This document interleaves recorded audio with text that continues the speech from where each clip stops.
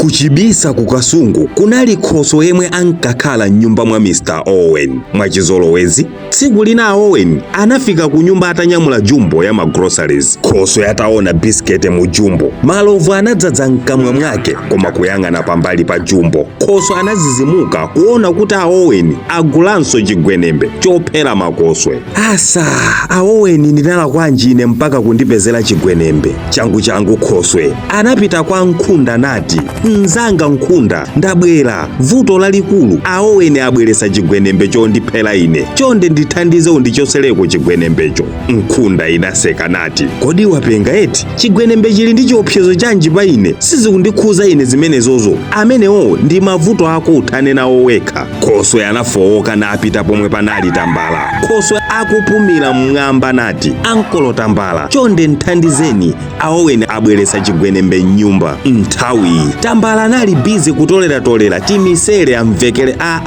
Tabwera nthawi ina ndi nthawi yokudya ino, ndikudya ine pano. Ankati osamuyang'ananso Khosweyo. Pompo Khoswe anapita kunali mbuzi. Bambo mbuzi, chonde ndagwira zikhato zanu, nthandizeni, nkhani ndi ya chigwenembe chomwe abweresa Owen, mukandichotsereko. Mbuzi inaseka imvekere, wapengati weti chigwenembe ndi choopsa pa iwe osati ine, ndipo ine ndingapeze chani pokuthandiza iweyo? Kakhoswe kanakhumudwa ndi kubwerera kuzenje komwe kankakhala. Owen ndi mkazi wake anayamba kukonzeka zokagona, kenako anangobva chigwenembe chija kuzitseka. Mwana wa Owen anathamangira panali chigwenembe paja chifukwa aliyense ankaganiza kuti Khoswe uja wapanidwa. Even Nkhunda, mbuzi ndi Tambala zija zonse zinkangoti Khoswe kwake kwatha. Kamwana ka Owen kanalowa pansi pa bedi ndi kukakoka chigwenembe, koma makolo anangomva mayo. Kumenekoko kunali kulumidwa kwa njoka yomwe inali kunsi kwa bedi ndi chigwenembe chija.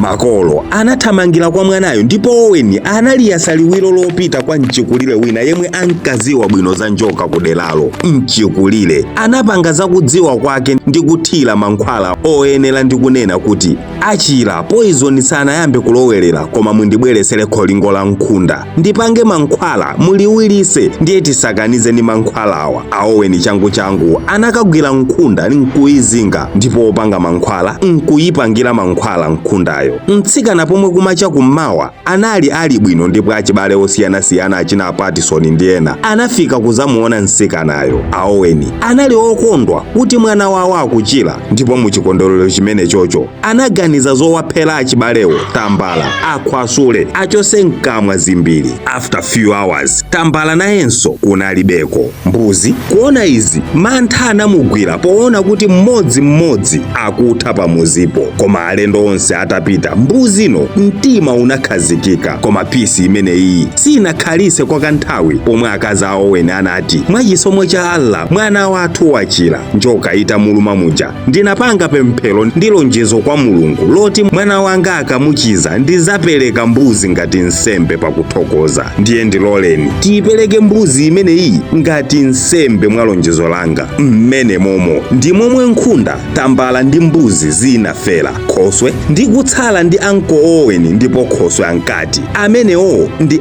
Uncle Owen chigwenembe.